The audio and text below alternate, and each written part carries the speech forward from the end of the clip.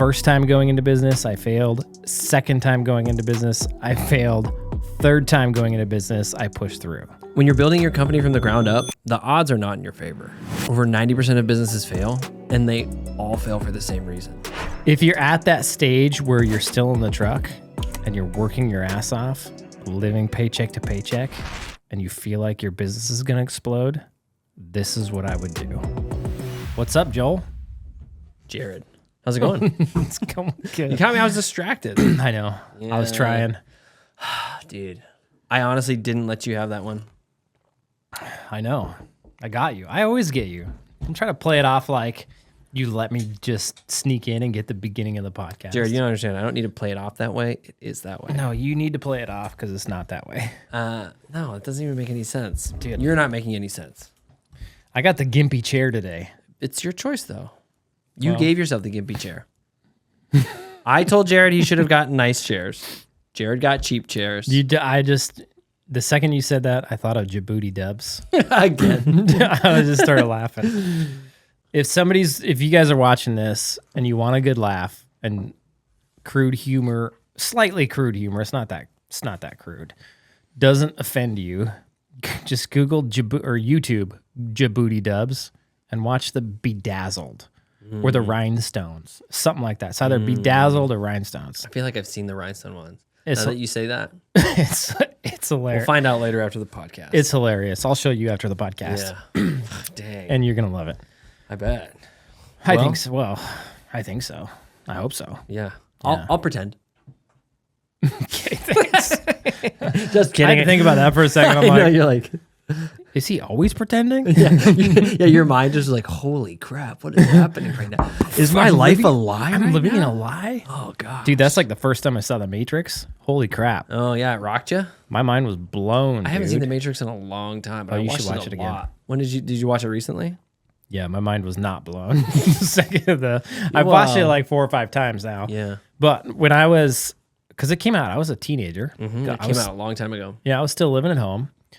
My dad and my brother are like, they love sci-fi. You probably do too. Yeah, sci-fi's cool. They love. What's that supposed to mean? They love reading big books and like Yeah. they're used to all these concepts, right? Yeah.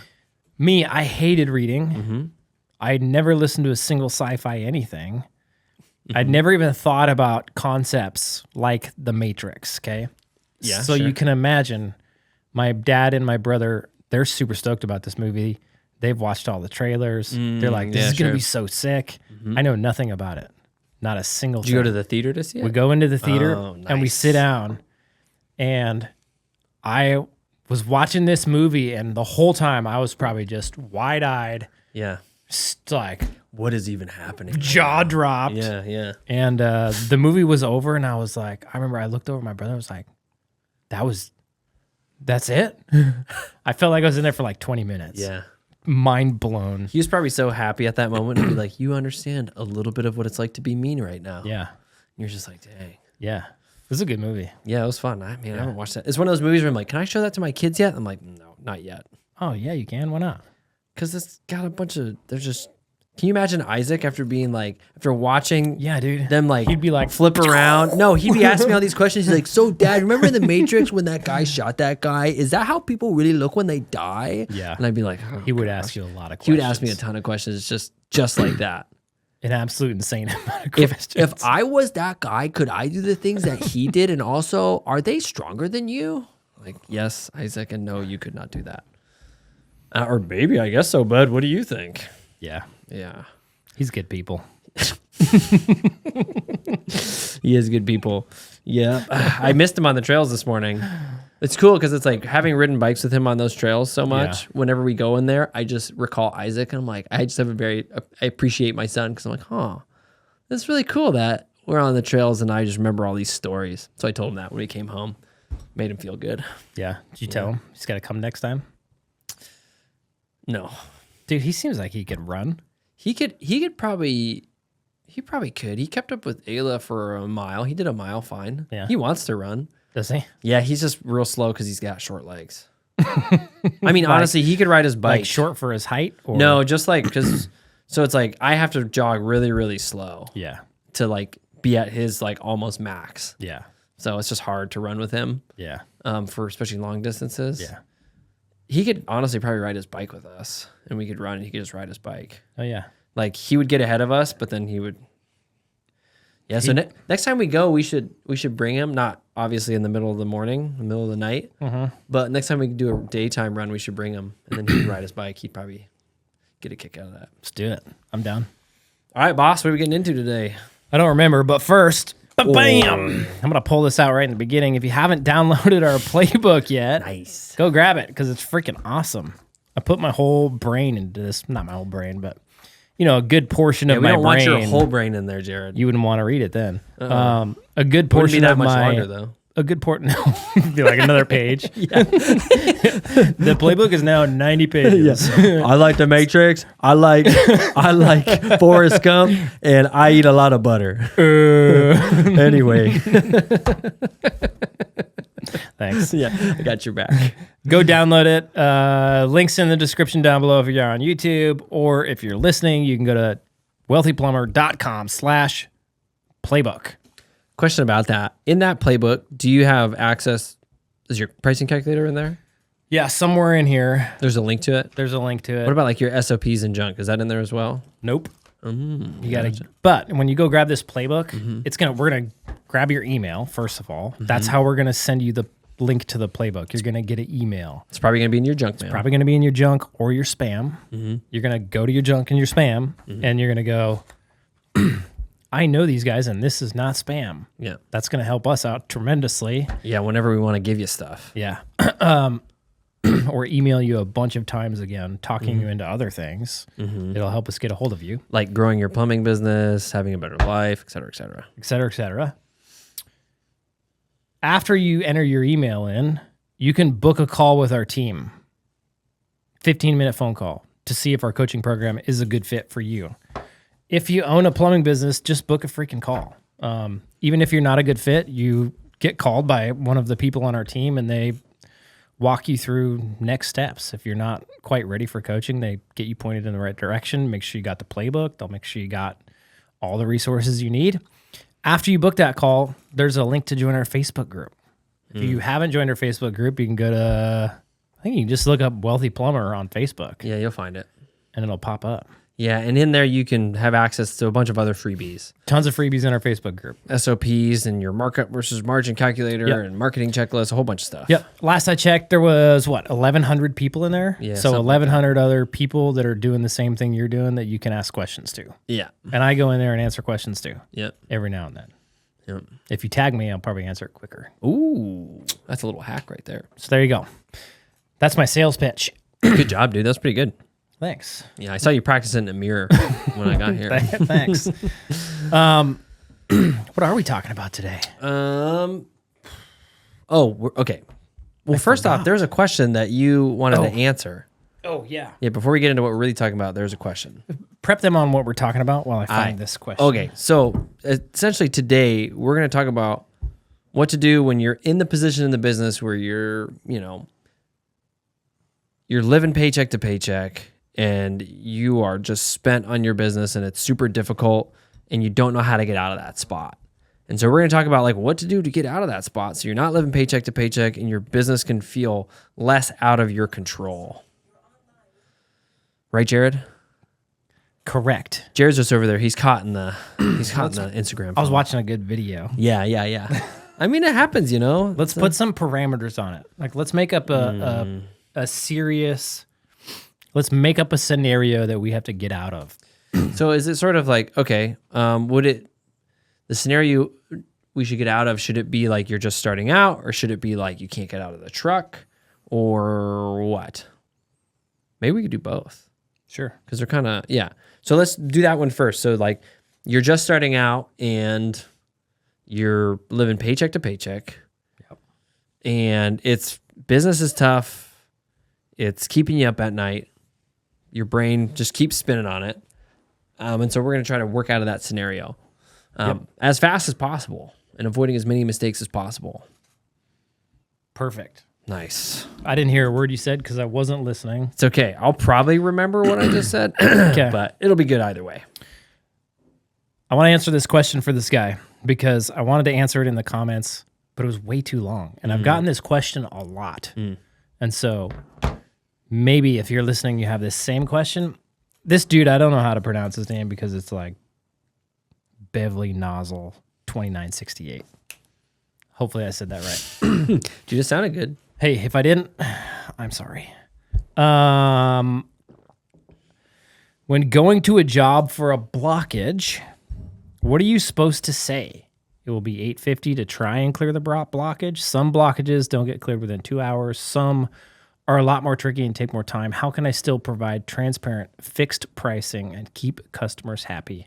Please help Jared. It was the please help Jared that got me. Ah, man. BTW. Just wiggled your way right You had in me your at heart. please help Jared.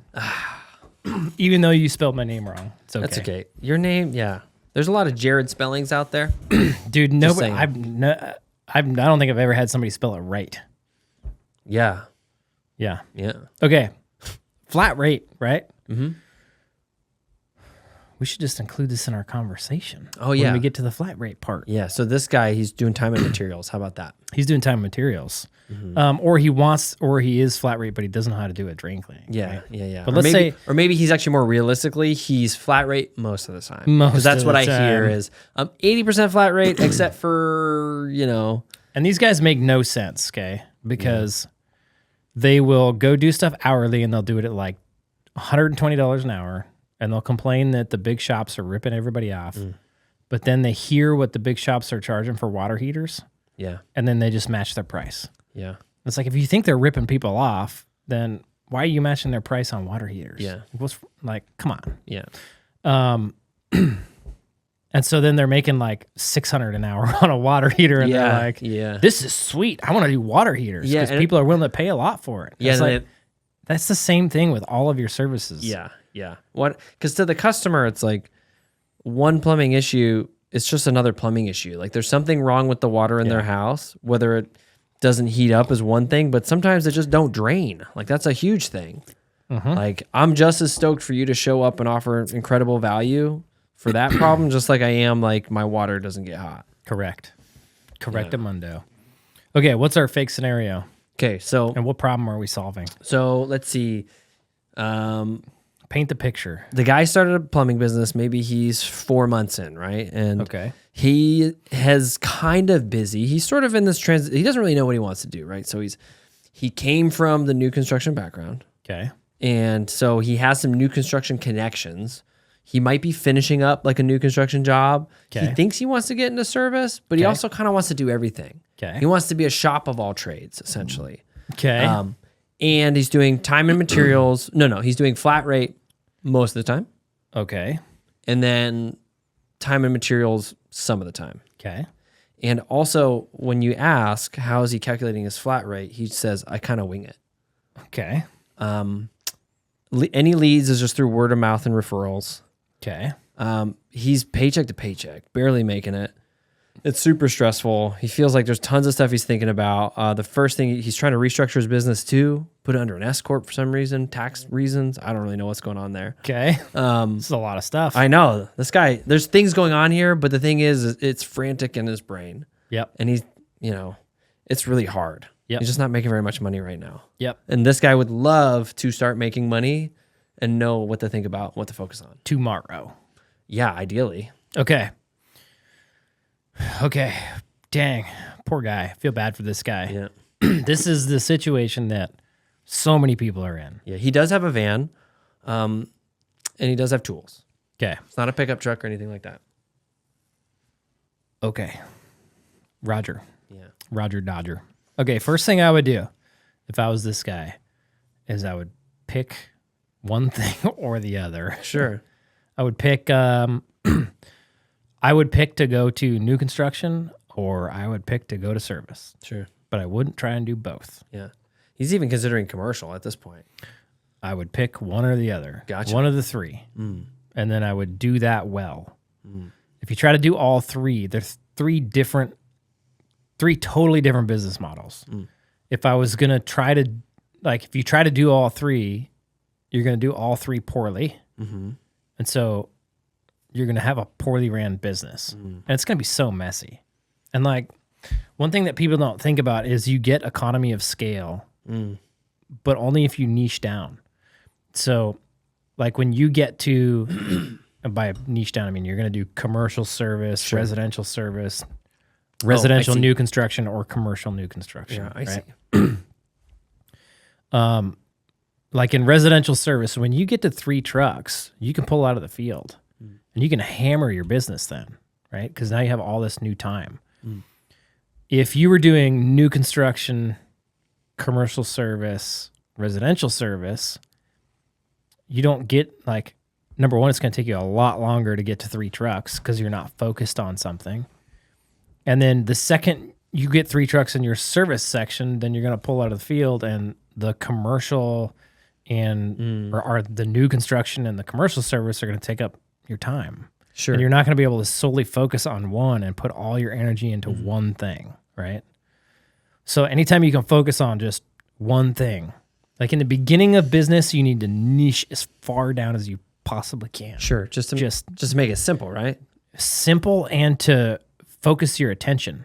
Yeah. Yeah. Because it seems like if you're trying to do, if you're trying to do all 3 commercials, like commercial service, residential service, and new construction, Yeah. like all those things are competing for your time. Yeah. And they're not the same thing. No, and you only have so much time. And they're totally different business models. Yeah. And I think maybe the misconception is they might have similar work. So, yeah. For the plumber doing them, it's very similar. Yeah. Right? Maybe slightly different customer interactions. Yeah. Or very different, depending. Yeah. But and I think that's probably the trap, right? Because the association is, well, the work's the same, so the business is the same. Correct. So the model's the same. Yep. And I think that's right where the mistake happens. Correct. Yes. Yeah. So it's a terrible mistake to get into. Yeah. And I think it's probably one of the biggest mistakes that like hold guys back for a long time. A long, long time. Yeah. Like because I mean, we talked to. It held me back for a long, long time. Yeah. Yeah. Well, tell us about that. Like when I started, we were doing, I wanted to get into like small commercial construction. That's that's when you started your first time. That's that was the gig you went in there. Yep. Because I knew that because I'd seen the company that I worked for, I'd seen the smaller commercial construction jobs that we did, and they just seemed so easy. Gotcha. And I saw the dollar amounts, and they were big dollar amounts, sure. Right? So you're like, oh, easy, tons of cash. Yeah, and then I saw the big jobs we did, and I saw the dollar amounts, and they were big dollar amounts, but they were way more complicated. Yeah. And I was like, man, if I could get in with these smaller contractors, I could do these smaller, new construction commercial work, right? Things like plumbing Starbucks or remodels at the bakery department in the grocery store or little things like that, right? Yeah, not like full military base things and everything. Yeah, or they're going in and remodeling an office, like a floor on a building. Even, yeah, gotcha. Or a half a floor. Or they're going in and cutting in new control valves in a building. I feel like in like big cities, guys are looking for that kind of thing. Like I've talked to a lot of guys in like New York. Yeah. And they're like, I just want to be responsible for like 3 new buildings. Yeah. That I just go and I just do my thing behind whoever else is doing the thing. And I have these giant buildings to do. Like that's their dream scenario. Yeah. I didn't really want to do that. I thought it'd be cool to just stick to the smaller stuff. Yeah. Well, I guess in the sense I mean, it's like you're doing the same small job over and over and over and over and over again in a really big building. Correct. Yes. Yeah. Yes. I thought that would be cool. And so when we started our business, it was like, okay, we started our business and I had a partner and he kind of thought the same thing. And he actually went down this road. He's still doing it to this day. And he actually ended up in that smaller commercial job. Yeah. Interesting. Yep. Where was I going with that? You threw me off, dude. It's your fault. I am so sorry. I'm just a victim over here. Yeah, you are. Jeez. I mean, I'm sorry for you. So we started and it was like, okay, well, we can't just go out and get small commercial work. Like nobody knows who we are. True. We had no money. We bought access to get plans and be able to bid on stuff, but we had no idea how to bid stuff. And we didn't have tools and we didn't have vehicles. And we're like, we got to start somewhere. So at this point, you're already like, comparing it to our original scenario we set up, if this guy is thinking down this road, like you're already like losing a ton of money. Yeah. Yeah. Because you're already paying to play. Yeah. And you don't even know how to play. Nope. Exactly. No. Yeah. And so we recognized real quick, like, oh, okay, we got to start with something smaller so that we can just get some cash. Sure. And so we started doing residential service work. Well, how come? Just because we knew that if we went to a homeowner's house and did a small job over a day, then they would pay us relatively quickly and we would get cash in the bank. So that's how we kind of got our foot in the door. We started just doing little work here and there, whatever we could get a hold of. And then we started getting into plumbing houses for, homeowners that are building, other contractors that are building, started working with remodel contractors, got into some insurance work with insurance contractors.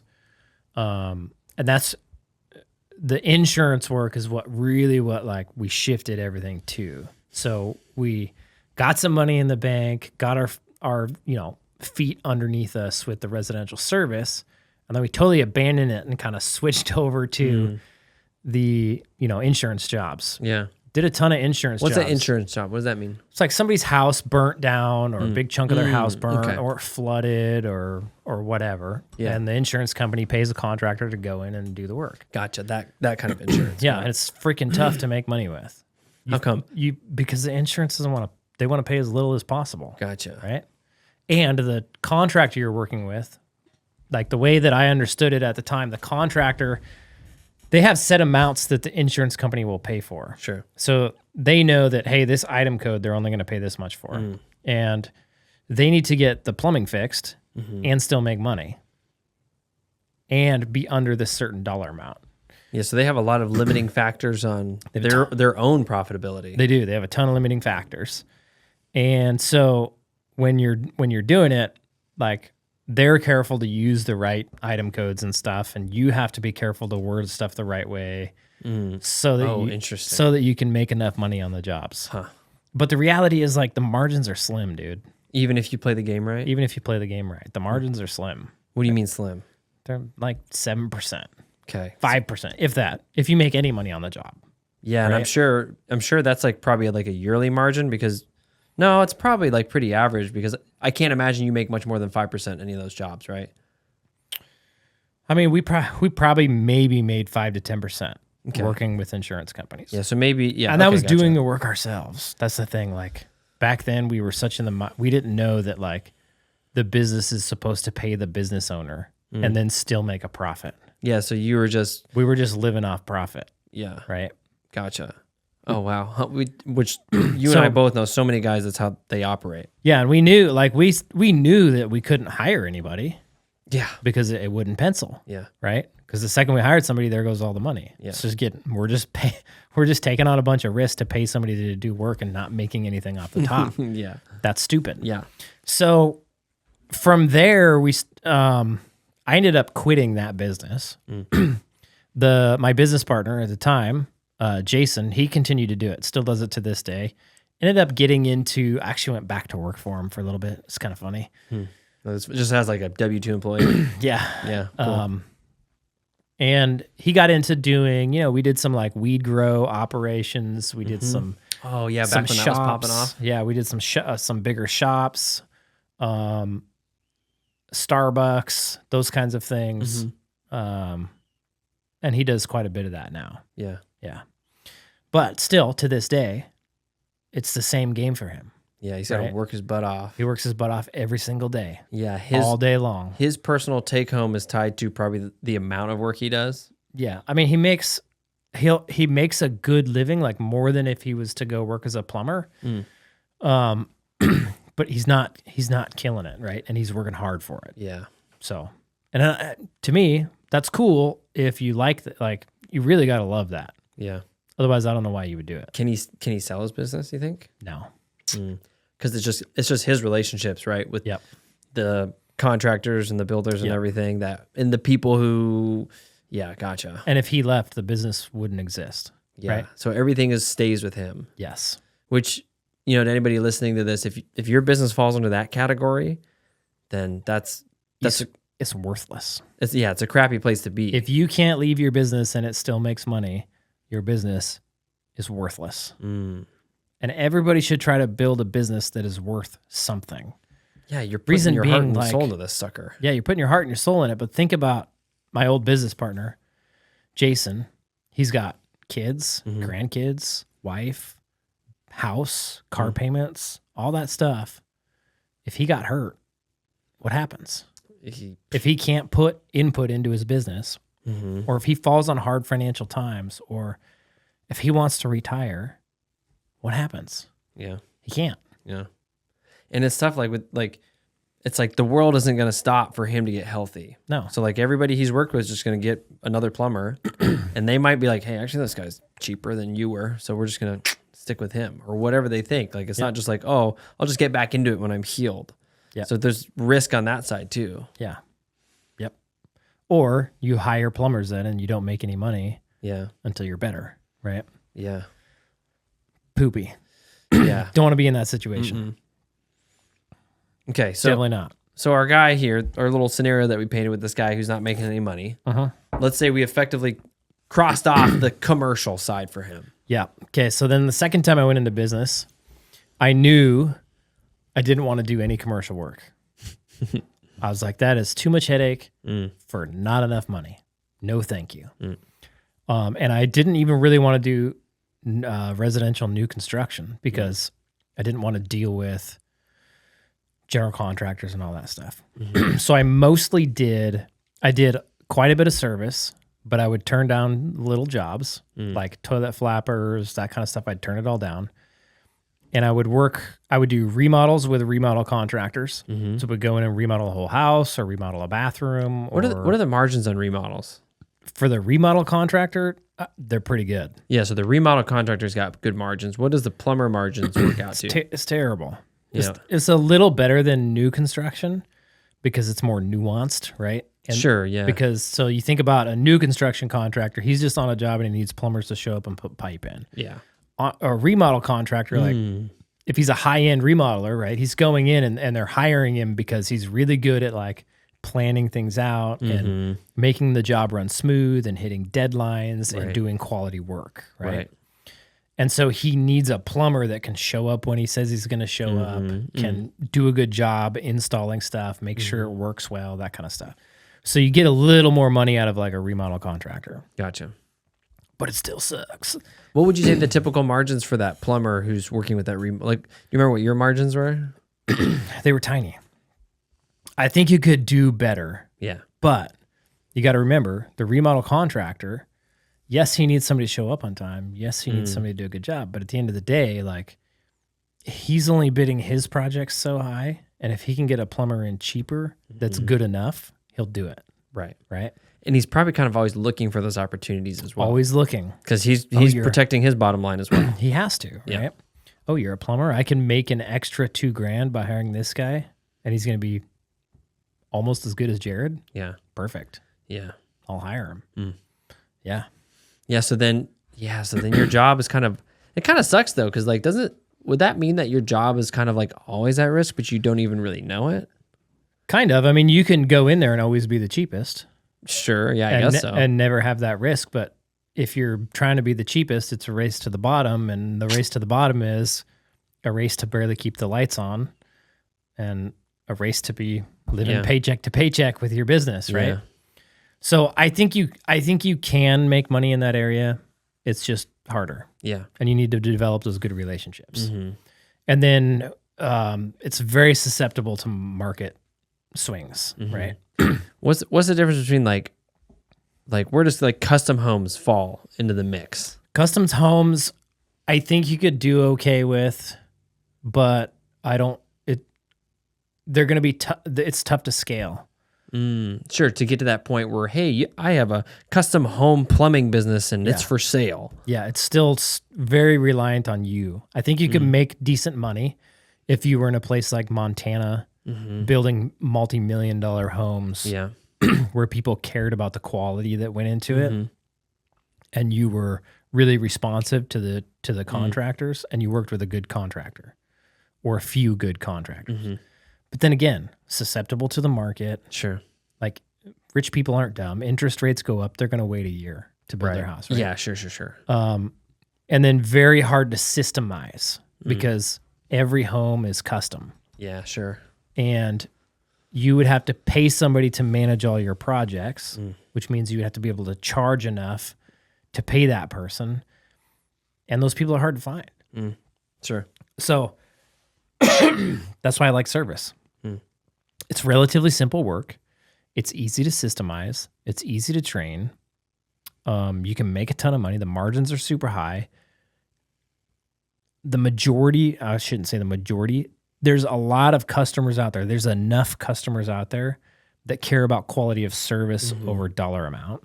Yeah, especially when we factor like the amount of customers that want that versus the amount of plumbing companies who actually effectively offer that. Yeah. That's the ratio that is important. And that's what we're like, that's the world we live in today. A lot of people will say, well, I don't want to get in the residential service where there's so much competition. Yeah, I hear that a lot. When they say that, they're looking at every plumbing company out there. And every handyman. Every handyman. Yeah, you'll hear that a lot. Well, there's like 10,000 handyman that'll go do that job for way cheaper than I want to do it for. And that's right. There is. There's tons of plumbing companies out there that are going to do it cheaper than you want to do it for as well. And that's why you got to not compete on price. Yep. So if you go look at pretty much any market, you go look at, okay, how many people are actually like high priced competing on service? Number one, there's not very many. Like in my market, we're the only ones. Yeah. Right? In a lot of markets, huge markets, maybe there's 4 or 5. And those are the ones making all the money. And you can go get a piece of that pie. Yeah, because they're busy, because there's more people that appreciate that service. Yeah. Than there are plumbing companies who can actually deliver. Correct. Yep. Yeah, so there's people, because like if you think about those big plumbing companies, it's not like there's enough of them to get to everybody same day that the next day isn't booked. Nope. And if that next day, if there's customers on that next day, there's potential opportunity for you to grab those customers and serve them today. Yep. And again, I'll add to that, like just because your experiences is that you already get price rejection like at $150 an hour, doesn't mean that you'll still get price rejection at $400 an hour. Yeah. But you'll still get people who buy your stuff too. Yes, you will. Yeah. Yeah. Yep. And then you'll really price yourself out of competing with all the handyman specifically. Yeah. The guys who are really doing it cheap. Yep. I have a house cleaner that comes and cleans our house, and it's $250. She's here for 4 hours cleaning. And I told her, you need to raise your prices. Like $250 an hour.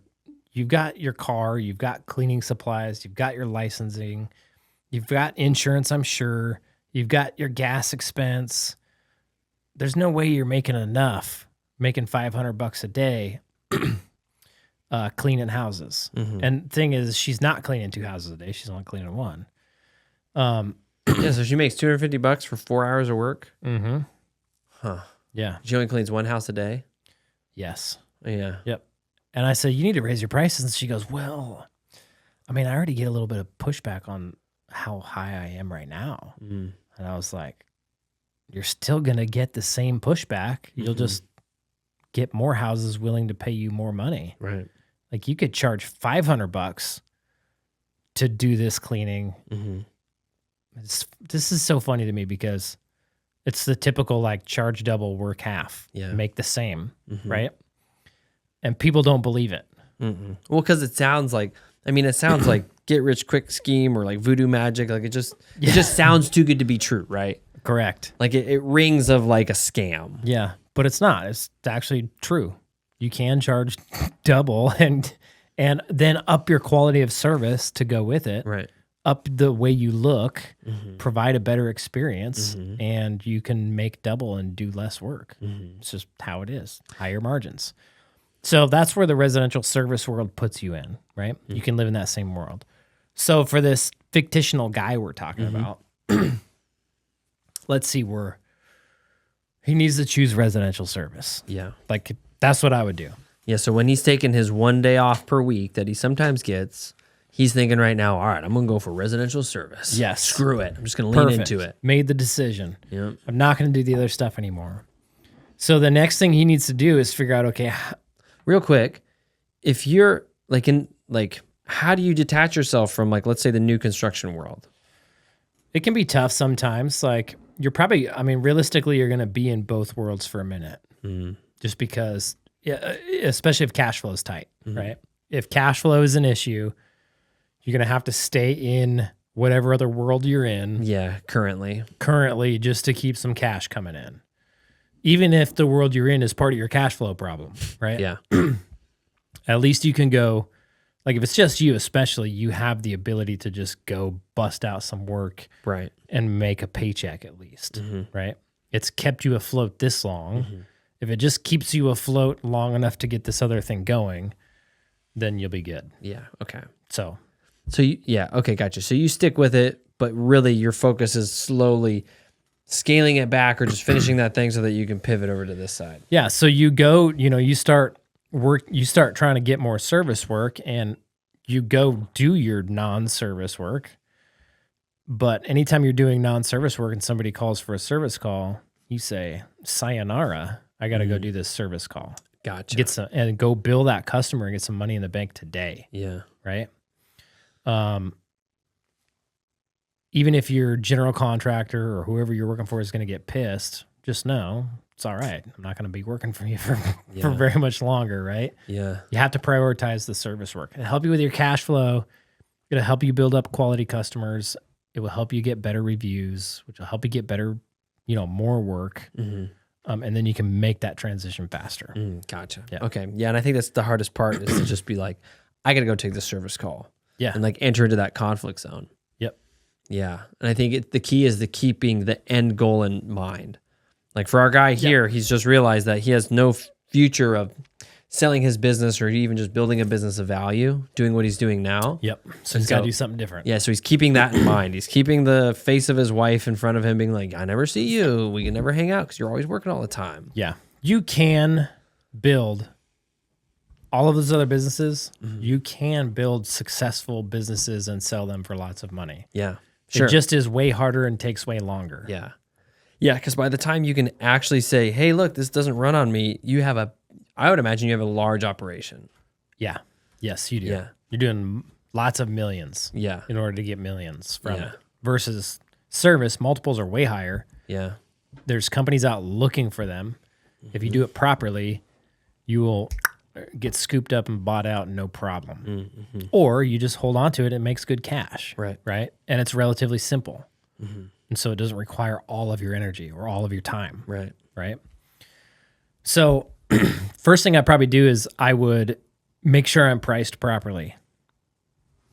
I'd go get my playbook and I'd be like, dang, Jared's got a free hourly rate calculator in his playbook. I'm going to go use it. I'm going to download it. I'm going to watch the video. And I'm going to make sure I'm priced right. Okay. Go to wealthyplumber.com/playbook. It's free. Like you got no reason to not at least go look at it. Yeah. Go check it out. Read it. The information in this playbook, and the hourly rate calculator video is literally what made me millions of dollars. Literally. It's the only reason I'm sitting here today on this podcast, right? So it's all good info. And I've talked to multiple people that have just gotten the hourly rate calculator. And like I've called them for like a coaching call, like see if they want in. And then they say, no, it's fine. And I just got your calculator. Let's talk in a month. I call them back in a month. They're like, I'm good. Yeah. Like, and they just because the tools are that good. Yeah. They're like, dude, I'm making so much more money. I just like leaned into it. That we get so many comments and people messaging us of, dude, I've been listening to your podcast or I've been watching your social media and I'm doing the things that you say to do and I am making so much more money. Thank you. Yeah, which is cool because that's what we're trying to do here. Yes. So it works. So you have an opportunity to get free info. Yeah. Just do it, man. Just grab it. Yeah. And implement it. Believe in it. Yeah. It works. People are doing it all over the world. It's rad. This guy, I'm like, okay, got to get priced right. Figure out my hourly rate. And then I'm going to switch to flat rate. I'm no longer going to do hourly. And you're going to be like full flat rate, right? No, like 80-20 kind of thing. I'm going to be full flat rate. Lean into it and commit to it. Yep. So when you download the hourly rate calculator, it says, here's what you need to charge an hour based on your expenses and desired profit margins. And I'm going to go, okay, that's my hourly rate. So when I go to a house when I'm just a guy, so I'm gonna go with a notepad. Mm-hmm. I'm gonna show up at this customer's house. I'm gonna say, I'm gonna introduce myself. Hey, I'm Jared with Jared's Plumbing. I should be Joe's Plumbing. Yeah. Hey, I'm Jared. You should probably have a better name than that too. I'm Jared. Yeah, have a better name than Joe's Plumbing. Yeah. I guess that's a good point because when you name your plumbing business, it doesn't cost you anything. So True.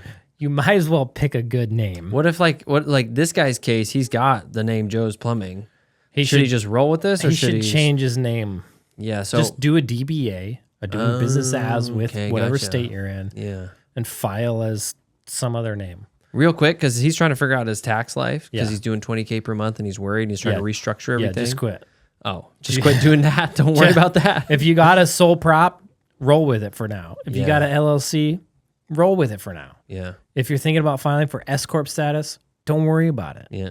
If your accountant's like, you need to do all this stuff, tell her, I'll do that later. His accountant told him to do it. And I his gotta lawyer did. I got to make some money first. Mm. Like if you're not making any money and you got to go and they want you to go set up a trust and a holding company, It's exactly what this guy is doing. LLCs He's and doing S all these corps, things. and it's like, why? You got nothing for like nobody's gonna take anything from you because you Yeah. got nothing. Yeah. Right? Yeah. So yeah, don't do that. And it doesn't make your business like more legit. It doesn't help you make money. No customer is like, hold on, are you an S corp? I only work with S corps. No. Is there a trust involved? No. No customer cares. No. They don't even know. Correct. Okay. This is a big lesson.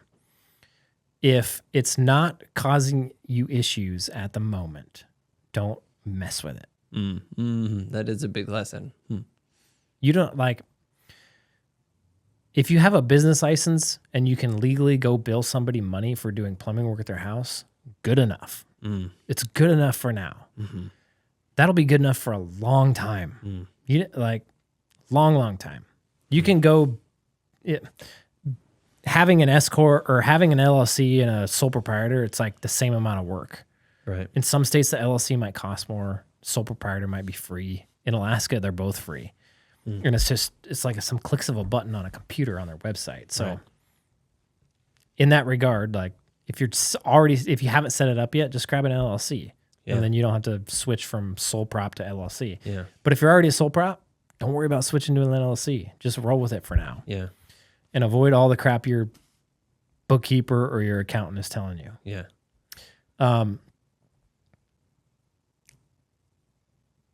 Dude, that's a lot of stuff I was just thinking about in my head. Yeah, I could tell. It's like brain fart. I just thinking about where this guy is, right? Yeah. We need to go back to the name. Yeah. Okay. The name is super important. Your logo and your brand is also very important. So you want to pick a name that people are going to remember, that rolls off the tip of their tongue, that if they see it, they don't have to be like, wait, was it Joe or Jim? Or Yeah. was it Jerry? Yeah. Or was it Janelle? Or, Right. Ah, screw it. I'll just Google plumber. yeah, I'll just Google plumber, right? When they see your van drive by with your name on it, you want them to go, oh, and never forget it. Yeah. That will help your marketing so much. It's ridiculous. Okay. Well, yeah. Yeah. Because, I mean, thinking about your business doing well it's going to come down to, are you getting the attention of the people who you want to do business with? Correct. And names like Joe's Plumbing or Something and Sons Plumbing, it's like, They don't know if you do residential service or if you do new construction. Or you just fit in with everybody else. They have no clue. Yeah. And if they see it, they're never going to remember it. yeah. So I think if you're in an area and you're going to grow your plumbing business in that area, I would prefer to build a brand that is synonymous with the area that I'm in. Okay. So like in Fairbanks, Alaska, it's a gold mine town. Prospectors founded the town, right? It's not an overused name. There's only one other business that's named that. And so we named our company Prospector Plumbing and Heating. It fits right in with the community. And the second everybody sees it, they remember it. Right. They can't forget it because it's just like, oh, it's Prospector. Oh, it's just like that clothing store, right? And then you tie that with a good logo, like memorable colors. Right. So we're green and purple. Nobody had ever used green and purple in our town. You can see our trucks from miles away and you know who it is. And then you combine that with an avatar. So we're Prospector Plumbing and Heating, and we have a big old prospector dude who's our avatar. So now they see the name, they see the guy, they're like, oh, it's Prospector. And it just helps it stick in their head a little more. Yeah. Okay. Super important. Now, in the beginning, the name costs you nothing, so you might as well pick a good name. Yep. The brand is going to cost you something to get the colors and the logo and all that stuff. If you have the money to sink into it, it's one of the best things you can do. If you don't have the money to sink into it, don't worry about it for now. Go on to 99 Designs, get a logo designed, quick and cheap and dirty, and roll with it for now. And then, let's see, you got your name. Hopefully you get a logo. If not, don't worry about it. You can rebrand later. It's not that big of a deal. Probably be the case for this guy where he'd be like working on maybe he submitted a 99 Designs to get a new thing. Yeah, he ain't got no money. Yep. So I would go get a 99 Design logo. I probably wouldn't even worry about getting it on my van. Yeah. If you really wanted to, you could get some like door magnets or something and slap it on there. Yeah, this poor guy, man, he's got a lot of work to do. He does it well, but I think it's pretty common. Like it is, yeah. Like this situation that I'm painting is like, that's a real situation. Yeah, I mean, so now you got a name that people can remember, which is good. So now you need to get more work. So I would get a Google My Business profile. I would get it verified. I would probably, on 99 Designs, I would get somebody to build me a website real quick, just so I could have a website. I'd have a one-page website. I wouldn't have different pages. I would have at the top, I would have my logo. I would have call now button. I would have the phone number listed that they can click and call.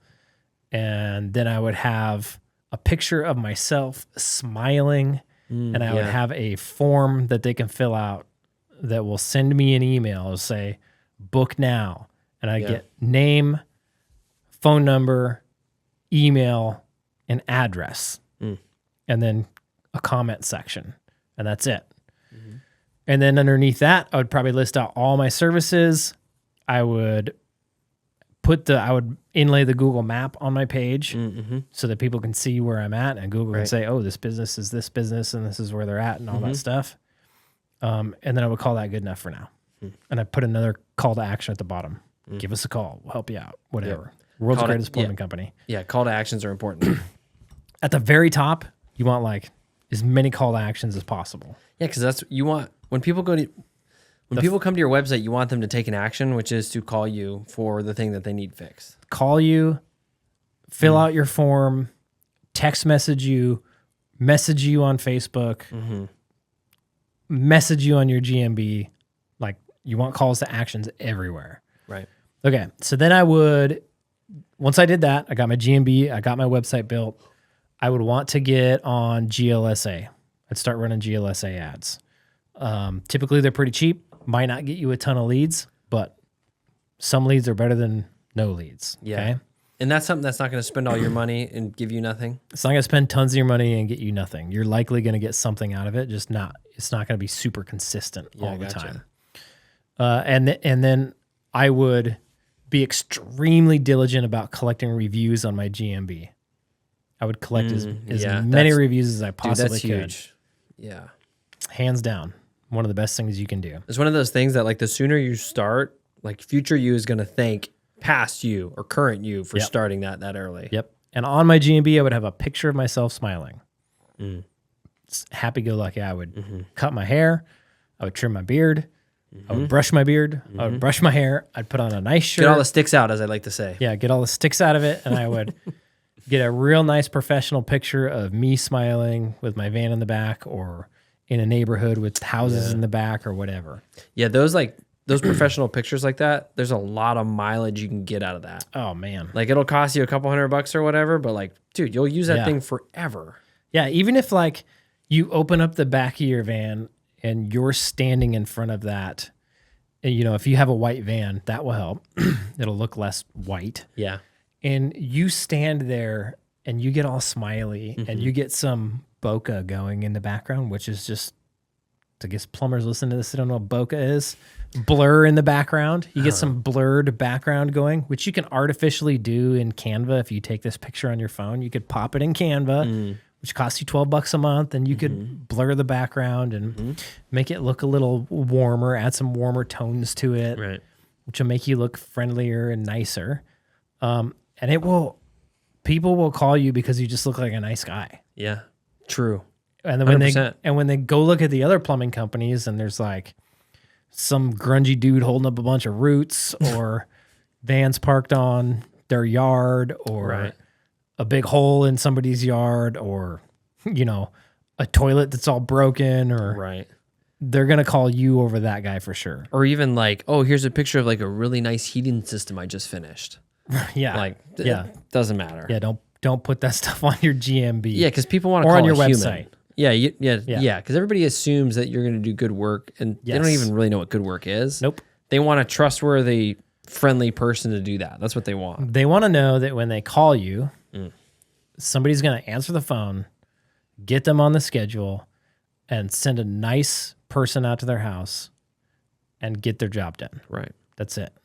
That's all they want to know. That's what they're looking for. And so if you can get as close to that, looking as that as possible on the internet, you'll be good. And that's super important when it comes to like finding those customers who will pay more, is because that's what they want. Yeah. Where the other customer just wants to pay as little as possible. The other customer is looking Yeah. for one truck chuck. They're looking for cheap companies. Yep. If you look like a cheap company, then you're going to attract cheap customers. Yeah. So it's not going to go very well for Yeah. you. Yeah. Not everybody is like looking for that really high quality work and experience. Like that's why they call like 4 or 5 different contractors to get somebody out there. Yeah. And then settle with their husband or their cousin from down the road. Yep. Who can come and do it for like $50. Yeah. And then it breaks, and then, you know, they got to call the real person, but Yeah. still a win in their book. Yeah. They're looking for one truck chuck, no van wraps, no smiley picture, no good looking guy, Yeah. very few reviews. Everybody says he's fair priced. Yeah. That's who they're looking Yeah. for. They're looking for the quote unquote fair price guy. Yep. The good customers know better than to call that guy. Yeah. Well, they don't want to deal with the hassle. They see fair price and they're like, this guy's just a cheap plumber. Yeah. Like, he's not going to answer my phone. Yeah. He's going to tell me he'll be there in a week or two. No, I'm kid you not. We used to do this in my first business. We'd have a list of customers. And on days where we didn't have anybody to go to, like our insurance jobs, we would just start calling customers. Hey, we got an opening. Do you guys want to get this done now? Dude, people would wait weeks, months. Super weird.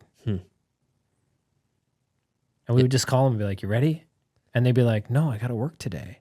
And we'd be like, okay, we'll call you next time. Yeah. And it was terrible. Yeah. Nobody ever left us reviews. Yeah. I think yeah. that company to this day still has like 10 reviews oh, wow. on Google. Yeah. Yeah. Well, if you don't ask for them, you're not going to get them. No. And that's the other thing. A lot of plumbers are afraid to like put themselves out there. They're afraid to ask for reviews. Yeah. What if they get a bad review? Yeah, big deal. If you get a bad review, then fix it. Sure. Like if you did something that deserved a bad review, then fix it. Right. If the review is about how high priced you were, leave it on there. Right. Because Sure.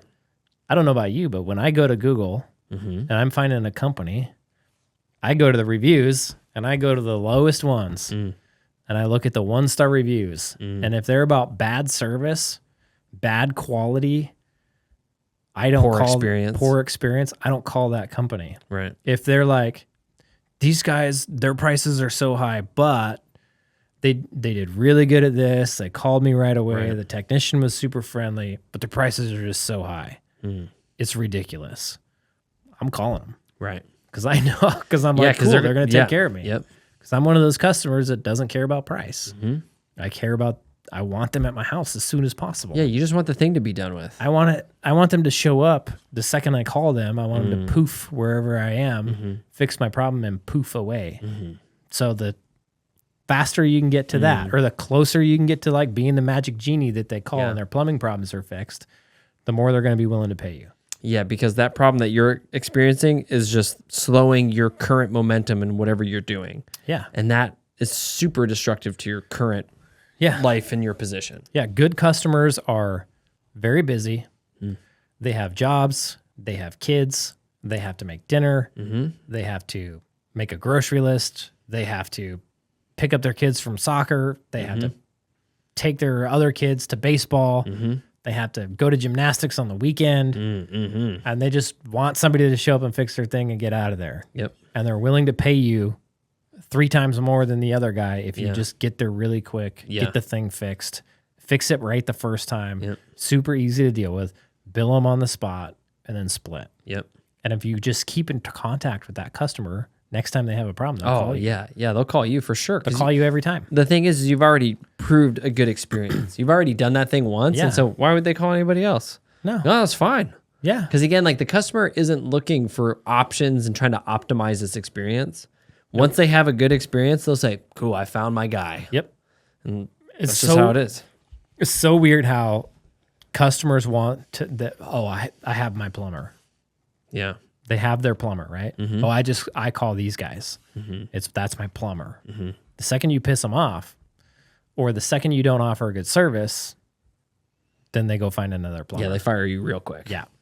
And so that's where the opportunity is in these towns, right? Even if there is a big shop charging a lot, doing really good service, they don't offer good service every single time. Yep. And they had that one moment where the plumbing company, for whatever reason, dropped the ball and they lost a customer. Yep. But they're still looking for a good service. Yep. And that's where you can come in and have that customer. Yep.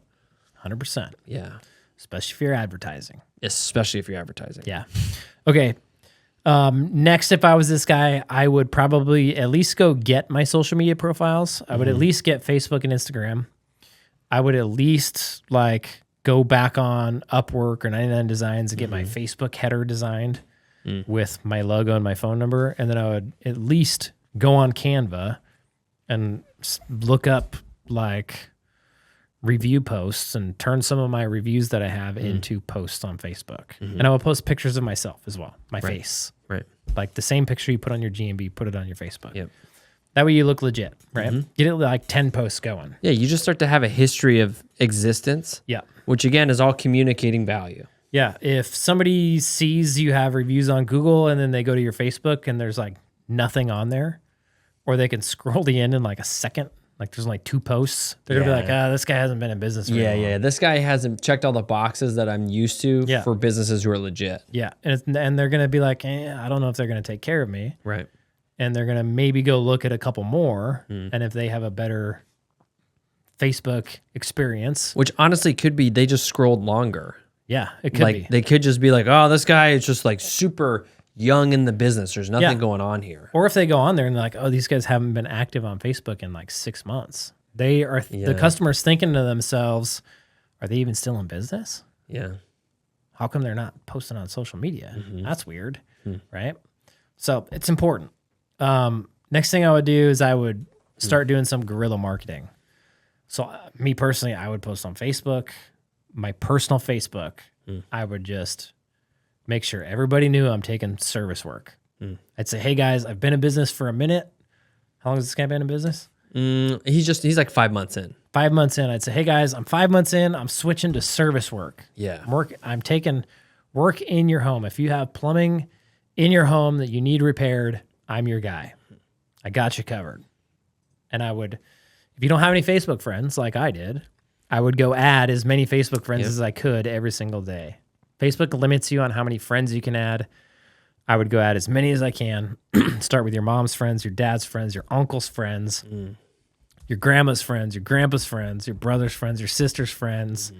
Start adding them on Facebook and then just keep posting. Yeah. Hey guys, I'm in business. Need some help. Give me a call. Then call up your mom and your dad and your uncle and your brother and your aunt and your grandma and your grandpa and all your friends and say, hey, go share my post. Yeah. And then you will get some work from that, guaranteed. So all these things that you've described, could you do these in a weekend? You could get close, yeah. Yeah. Oh, yeah. Yeah, totally. cool. If you just buckled down and got after it. Buckle down, get after it. You could get it done in a week easy. Yeah, right? gotcha. Cool. Yep. Yeah, so the turnaround, is potentially not that long to pivot in the right direction. No, as long as you get after it. Yeah, sure. That's it. Get after it. I think getting after it comes into believing that it'll actually work. Yeah. Yeah. Like actually looking at the concepts and be like, I'm just going to do the things. Yep. Okay, I'm going to give you a little secret though. Oh, dang. If I was this guy, I was in new construction or remodel work, I would cut that out instantly. Really? You would just you just call your builder or your general contractor up and be like, I quit. I would burn the ships. Oh, yeah. I would go all in on residential service. What if you're in a small market and these guys are like your friends and you see them around town and they'll get pissed at you? They'll understand later when you're a millionaire and they're not. They'll be like, that guy knew what he was doing. Yeah. He's smarter than all of us. Here I was thinking he was crazy. Right? Yeah. Yeah. Well, I mean, that's literally... It'll give you motivation. Literally your life, Jared. It'll give you motivation, right? Sure. Actually, that's a good point. We got a guy in our course, Zach Johnson. He would say, humble the people that doubted you. I like that one. Yeah. So yeah, I would do that because you just hard pivot. I would, because then I would be so motivated to make this thing work. Yeah, you would, and I mean, like putting yourself in a position like that, there's a lot of power. Tons of power. Because then you have to do it. There isn't any backup plan. No, then you would immediately get to work. Yeah. And your time would be free to get to work. Yeah, true. And you wouldn't have to any finish up this or finish up this. Yeah. And it would feel scary, but then that would, again, motivate you even more so to lean into what we're telling you to do. Heck yeah. So the other thing I would do is I would search for B&I groups. Yeah. B&I groups, Chamber of Commerce groups. What does that mean, B&I? Business networking something. Yeah. Each city, county typically have them or something? Yeah. And you can go get involved, and then contractors will refer you out. Gotcha. The other thing you can do is go on Facebook, go to your local town or county Facebook group, get in there and just start providing value. Yeah, that's actually huge. So rather than selling in there, just go in there and provide value. So grab your phone next time you're at a job and just go, hey guys, I wanted to show you something that fails and what you can do about it. And just teach real quick. Teach. Film a video. Most people aren't going to do this because it's super awkward and you're going to suck at it. And you're going to say, this is stupid. I'm not going to do this.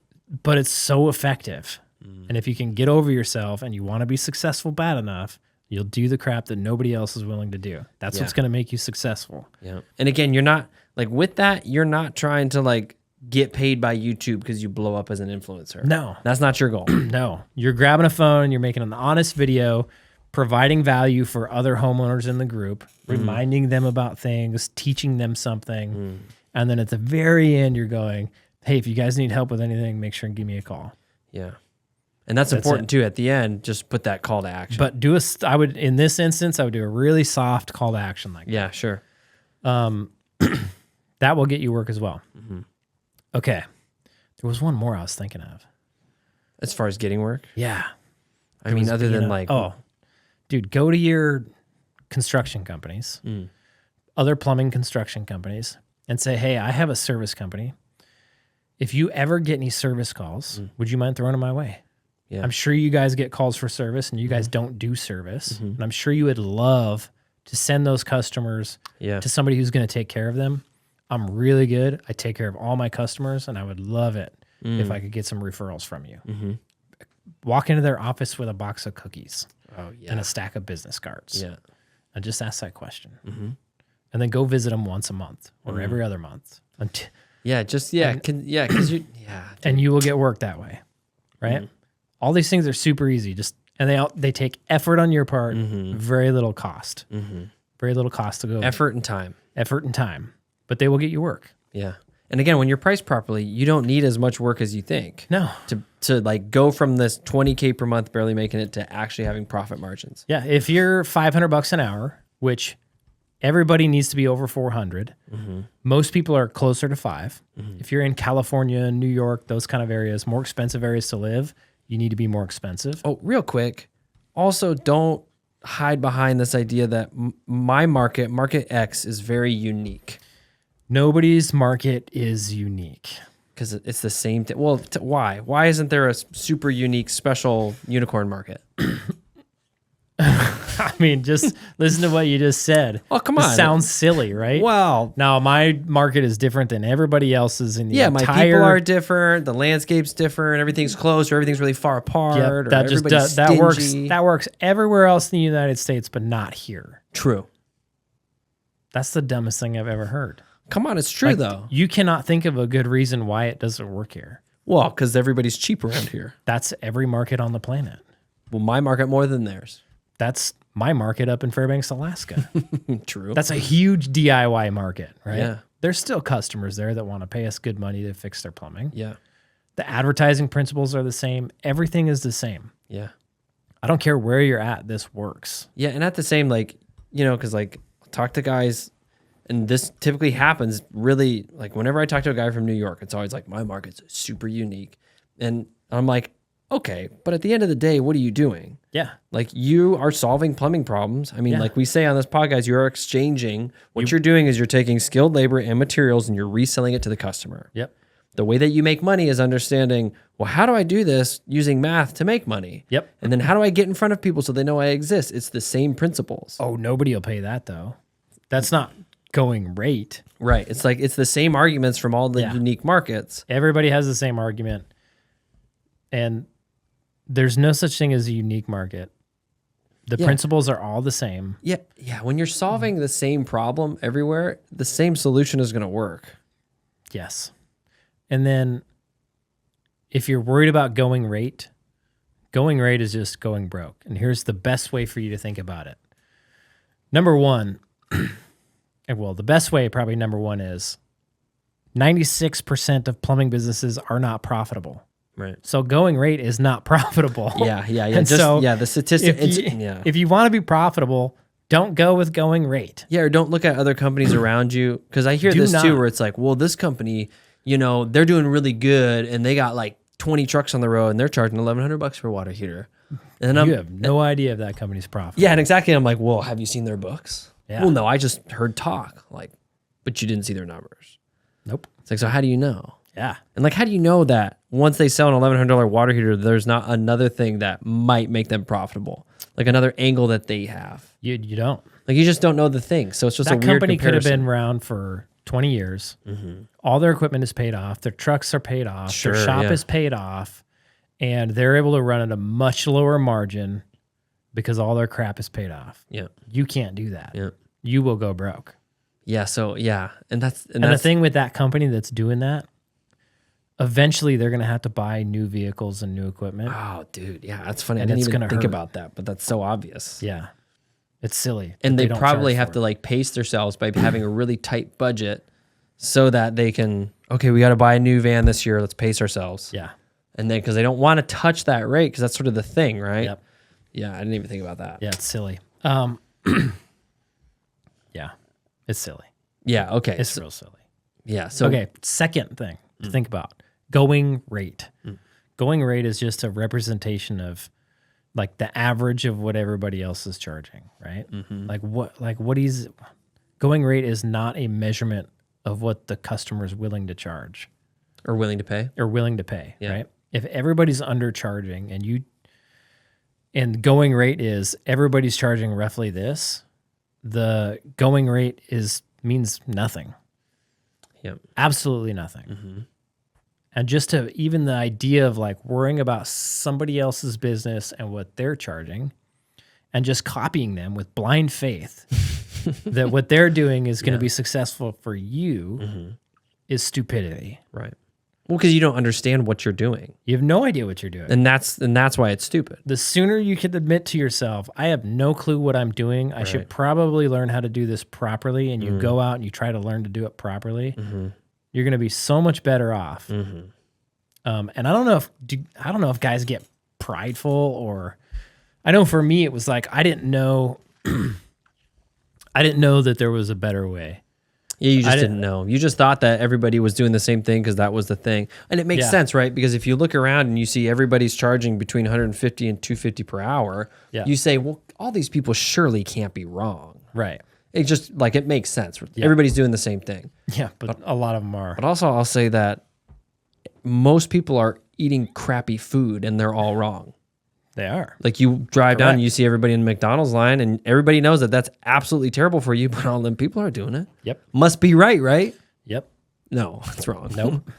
So it's like that. It's like how many Americans are obese? It's like it's absolutely insane. It's an insane statistic. It's like so it's like 60%, dude. So if you don't want to be obese, then don't do what everybody else is doing. Yeah, so it's like just to say that well everybody else is doing it, so therefore that's the thing. It's like that we all know that it's a meaningless idea. Doesn't make it right, and it doesn't mean that it's going to work for you. Yeah. It's just like going on some fad diet. If it worked for 100 other people, even if it worked for them, it doesn't mean it's going to work for you. And you actually have, so it's like, I bring this up when talking about like influencers, like business influencers, like productivity hacks. Yeah. Like even like when Alex Ramosi is like, I just go into my closet and I just work for 6 hours. Yeah. And I, it's like, cause what we want to do as people is we just want to emulate that. I actually have 4 days in one day. Yeah. Oh yeah. I got 4 days in one day before you even get one day, you know, cause I just stack and like, cut this up. super productive. Yeah. And the thing about that I always bring up is I'm like, okay, first off, when people are telling that kind of information, they're making it for a reason. Yeah. Like they're making content. Yeah. The reality is like even Alex Ramosi probably has days where, and honestly, he's probably like, yeah, man, so I wake up at the same time. I'm pretty good at that. Yep. But then I have all these other little things that I do or may not do. Yeah. And sometimes none of that works. And I have to go for a walk first. Yeah. And so it's like, you have to understand the machine so you know how to sort of adapt it to your brain and how you work. So that's a good thing to say. If you don't know your numbers, like your own numbers, and if you're copying somebody's hourly rate, it's just because you don't know your own numbers. Sure. And if you don't know like your cost of doing business and how these other things relate to the way you run your business relates to the profitability of your business, you will not be able to run a profitable business because you will have no idea how to affect profitability. Yeah. You will have no clue what to tweak to be profitable. Yeah. And honestly, you might not even be asking yourself that question. I'm thinking about the scenario where this guy's like before, you know, he started to understand his numbers and do all these things, he was doing all these different ideas. Yep. I don't even think he was necessarily asking his question, will this affect my profitability? No. Because he's chasing money. Well, I think he's chasing all these ideas of what this business, he wants the business to lend him security, but he's not asking the prime questions like, will this actually increase my profitability? No, probably what happened is this guy quit his job, he thought if he billed out what his last boss was billing out, he would make tons of money and he would have way more freedom. Right. And then he got into it and he realized he doesn't make that much more money and he has zero freedom. And kind of and tell me what you think about this, because you know better than me, but it seems like when you go out and you start your business, it just becomes a fire hose of like, wait, I have to talk to who about what, and what paperwork do I need, and what's the legality of this? Well, it seems really simple at first. Like when I first started and I got like my first job, it was a $14,000 boiler job. And I spent a week on it, and I was going and getting sandwiches for lunch and coffee for lunch. And you're like, ultimate freedom. Ultimate freedom. I was like, this is so cool. Like, it was super awesome. But what happened is I was cheap, and I was good at doing guerrilla marketing. And all of a sudden, I got flooded. Like, my phone was ringing off the hook. I could not keep up. And it quickly turned into a giant headache that no matter, I would go work, and if I didn't work a ton, I wouldn't make enough money. And so it was like, oh, I just need to go do more work. I never thought about raising my prices. Yeah. Ever. Yeah, sure. Well, you're just so busy. You didn't have the mind space for it. I thought about it. And honestly, there was one of my dad's good friends owns an electrical contracting business. And he was like, if you're too busy, raise your rates. Yeah. And I'd be like, oh, okay. And I'd raise them $10. Yeah. I'd go from 120 to 130. And then You'd be like, whew. Then I went from 130 to 140. And I'm like, nobody's going to pay 140. I'm not. And I didn't believe I was worth it. That's the thing. I didn't believe plumbers were worth 140 even. And you were probably thinking of that, like, were you imagining that like $140 per hour on the check. Like, was like the Yeah. perspective that you had? Yeah. Yeah. Gotcha. But it doesn't work out that way. No, that's not how it is. What's funny is I saw this guy like, I'll say about 2 years into my business. And I think at the time we were like $494 an hour. And he was like, hey, I see your trucks all over the road. And he's been like a 2-man business his whole life. Yeah. And I said, yeah, we're doing pretty good. And he goes, what are you charging an hour? And I said, yeah. I said, $494. He goes, holy cow. I said, yeah, we're super busy. He goes, hey, if you're busy, raise your rates. That's so funny that it he was told super you that. funny. Yeah. Yeah. Totally true though. Yeah. 100% true. Yeah. Like why? Like you're just leaving money on the table. Okay, that's a good point because I talked to a guy just recently and he's like, I'm super busy, and he's asking me like for advice on the call. He's like, I'm super busy. Should I hire somebody? And I was like, what do you charge? Like, should I hire somebody or should I figure out my numbers first? Figure out your numbers first. Yeah. Likely you need to raise your rates. He did because he hadn't figured out his numbers. He was at like 150 per hour. And then hire somebody. Yeah. Yeah. I would play the game of growing. Once I knew my numbers were dialed in and I could make a profit, I would play the game of getting more plumbers. Yeah. So that you can do more work. Yeah. Once I was like at a happy place for the amount of plumbers I had and I liked my business and I still got too much work, then I would start playing the price game. Yeah. Then I would go, okay, let's go a little higher. See if we can get 40% profit, 50%. I mean, just keep going until you're not too busy. Right. And then if you get unbusy, well, lower them a little bit and do a little more marketing, and there you go. Easy peasy. Okay, homeboy's going to start getting busy. Yeah, because he's doing a bunch of stuff. Doing a bunch of stuff, knows his rates. Next move he needs to make, as soon as he's got the cash, he needs to go rebrand, hire a marketing company. Yeah. They'll help him get his online presence going. They'll help him get him pay-per-click going. All that good stuff. They'll make sure all the good stuff's going, right? And then once he's got his marketing foundation in place, then he needs to start hiring guys. Once you're busy, hire a guy. Once you and him are busy, hire another guy. Hire a CSR first, though.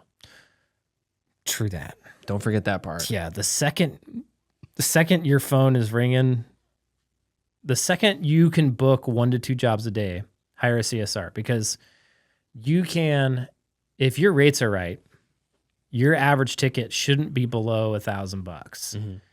And if you're going to 2 jobs a day and you're billing out at least $1,000, 20 days a month, that's $40K a month. If it's just you in your van, you've kept your expenses minimal, you can afford to hire a CSR and pay her $5,000 a month. Yeah. And now you're making $35K. Maybe you're spending $5 or $10K on ads. You still got plenty enough left over. Right. She's going to make it. So then you, instead of going to 1 to 2 jobs a day, you're now going to be going to 3 jobs a day. Yep.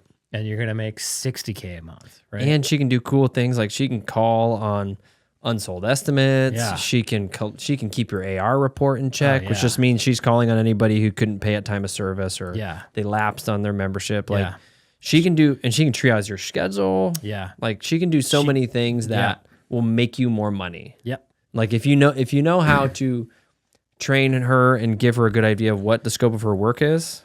There's a call script in our playbook. Just go get it and follow the call script. And then hire somebody good enough that they're going to follow the call script. Yeah. And if you do that, man, you'll be fine. Yep. Yeah, it'll help you out immensely. And it'll just help your brain. It's a hat that takes so much of your brain space. Yep. But it's probably the easiest one to get rid of. Yep. And then you can just do work for a while. Correct. Yeah. Correctamundo. Yeah. Okay. So hire then a CSR. Then it's just a matter of you get busy, hire guys. And honestly, if you hire guy number 2, right, and you're still in the truck and you're busy, if you're halfway busy, just hire another guy. Just hire all 3 guys. Get out of the truck. If you're priced right at 3 guys, you'll get out of the truck. And it's a beautiful thing. Start and just enjoy it day one. Be like, I made it. Yeah. Because that's such a good time in your life. Yeah. Dude, yeah, because some guys will wait. In their minds, they might be waiting decades for that. Oh, yeah, but it doesn't take that long. No. No. I mean, if you do the things like we say. Yeah, you'll get there quick. I got there in 6 months. Yeah. I was out of the truck. It's amazing. I think guys, like I just know guys who, when I hear that or when I tell them that, they're like, dude, that would be a dream. I know lots of people who have done the exact same thing. 6 months out of the truck. No problem. Push on marketing, do a good job, ask for reviews, put the proper pieces in place like we just talked about, and you will get there. I promise. Don't be afraid to charge a lot for your work. You will get there. Yeah. Invest in marketing. Yep. Believe in yourself. Believe in yourself that you can actually do this. Believe in yourself. That you go actually at it with a fire like nothing else. Yeah. And you'll get it. I mean, like, what do you say? You say like, I don't know how you say this or if it's a quote, but you talk about like the people who succeed. It's almost like the people who succeed are the people who just keep going. Yeah. People who fail are quitters.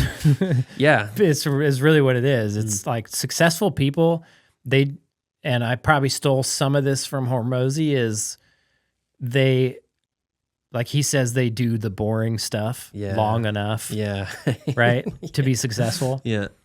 And I would say it's not necessarily just the boring stuff, but the people who are committed to being successful and they don't stop no matter what happens. Yeah.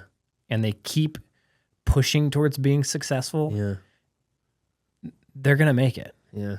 The ones who come on hard times and quit, those are the ones who fail, right? The difference between successful people and non-successful people is the successful people went after it with a fire, and they didn't take failure as an option. Yeah, or when they experienced failure, it wasn't this like hit to their ego so much that they didn't recover. It was what did I do wrong? Yeah. How can I avoid this in the future? Yeah. What can I do better? Yeah. Let's do this again. Yeah, like failure isn't an indication of, oh, you're just not cut out for this. No. Or this isn't right for you. Failure is just an indication that you misunderstood something and you need to gain more understanding. Yeah, you've seen it as growing, I mean, you saw it growing Plum Social. You saw it growing our coaching program, Wealthy Plumber. We fail every day. Yeah. It's every single day. We're constantly going, man, that was dumb. Like, okay. Yeah, the game is just like, what do we do now? Yeah, what? We blew $100,000 on Facebook ads? Yeah. Yeah. Oh, rut-row. Uh-oh. We got to do something and like make changes and keep on keeping on. Yeah. Oh, we got to pivot. Yeah. This got a little sketchy here. Yeah. Oh, crap. Yeah. But we didn't just give up, right? It was never even in our brains. We kept going. Like, we pivot. We learn from our mistakes. We keep going. And that's how you build a successful business. Yeah. You stick at it long enough and just keep going at it. And like always remember that like building a business is so much about you becoming something that you're not now. Oh yeah. And guys, that is the best part about it. Oh yeah. Like I was just thinking about it, like even in the gym this morning, like I appreciate so much that I enjoy the suffering of working out because it just makes me a better student.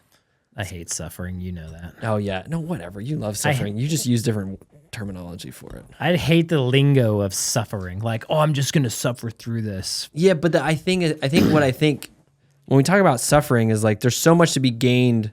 I think you should switch your perspective. I don't like having the perspective of suffering. Oh, I'm suffering. Sure. I like having the perspective of I get to do this. I'm healthy enough to where I can go to the gym and lift this heavy thing and build stronger muscles. Like what a gift that is. That's the mindset that I would rather be in. Yeah.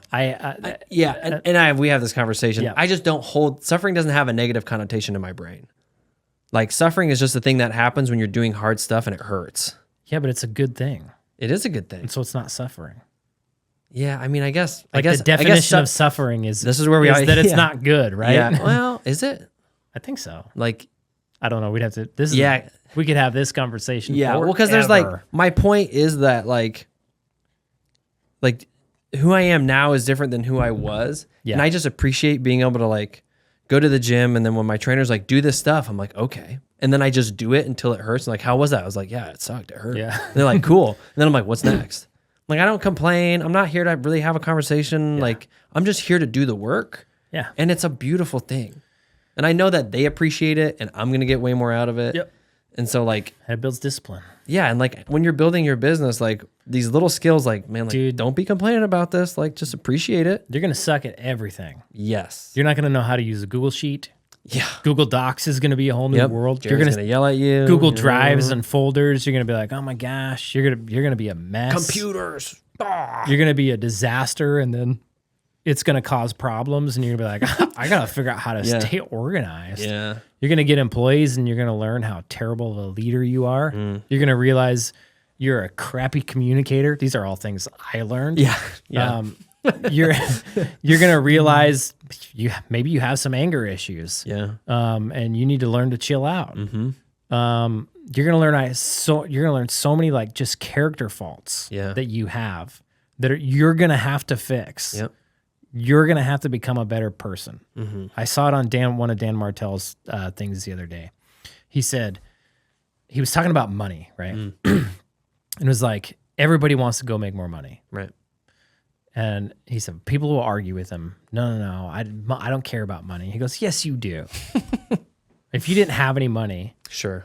would that suck? Yeah. And he's like, yeah. It's like, okay, you care about money, Yeah. right? Because if you had none, you would hate it. Mm-hmm. And he goes, if you're thinking about building a business, if you don't want more money, well, then you can build a business and give all the money away. Right. It's less about the money when you're building the business and more about the person you get to become. Because in order to build a business, the bigger the business, Right. you have to become the best version of yourself. Mm-hmm. And that's the fun part. I like to say it's about the journey, man. Yeah. But It is. As dumb as that is, it really is. Yeah, it really is because you don't know the destination. You just have to try your hardest to be the best version of yourself along the way. And then constantly learning from your failures. Yeah. And then what happens is if you diligently and consistently apply yourself to that practice, Yeah. you will more than likely have a good business at the end of the day. No, you will. Yeah. You will. You'll succeed. Yeah, As long because as you keep at it yeah, long because that enough. person would not look at failure as an acceptable outcome. No. So I will say, as you're building your business, it's like I just said, it's about the journey, but enjoy it while Sure. you can, because Yeah. it's fun. Like it can have miserable points. It has its ups and downs. Mm-hmm. But one thing that I will forever go back to is that I had a ton of fun doing that. Right. And I still have fun doing what we're doing today. Mm-hmm. And that's reason enough for me to keep doing it. Mm-hmm. It's fun. It's character building. I learn new things. We're becoming better people. I get better people around me every day. So enjoy it. Because that's what life's all about. Yeah, and guys, you guys are doing a cool thing. Super Like cool. you're providing a need that is providing a service that is needed. You're providing a service that is needed. And in doing so, you get to provide a paycheck for families. Yeah, sure. You get to provide a decent place for someone to work. Yeah. You also get to make money, and then you can use that money to do good in the world or provide more people with more paychecks, more people with more opportunity. The more you grow in your business, the more opportunities you're going to have to do cooler and better things. So don't stop. Yeah. The idea of I'm going to grow my plumbing business, I'm going to get it to where it makes me $1 million a year or 500,000 a year, and then I'm going to stop and go live on a beach somewhere. You're going to be miserable. Yep. Yeah, because it's going to be a total like lane shift from what you just experienced doing that. Yeah. And you're going to probably be bored and You're going to be bored, and you're going to want to be back there doing something else. or you're going to want to build something else. You're going to want to tinker in some other area very quickly. Yep. Yeah. 100%. Yeah. Cool, man. Cool, dude. Thanks. Okay. All right. Later, Holmes.